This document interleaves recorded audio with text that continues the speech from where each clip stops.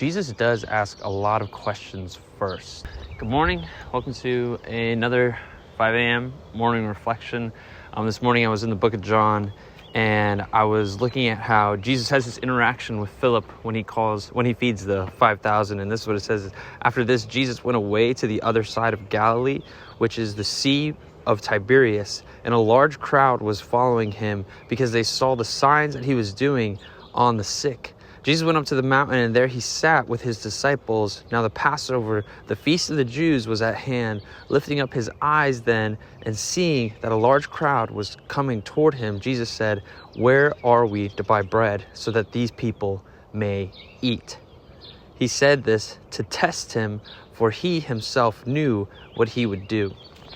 Now, my question to you is, I was thinking about this, and I was thinking, what if God isn't at the point where he's telling you what your calling is? But what if he's first asking you a question to see how big your vision is for what he can do through you? Because Jesus already knew what he was going to do to feed the 5,000, right? But he was asking Philip, like, hey, how are we going to do this? What do you think that I'm going to do through you?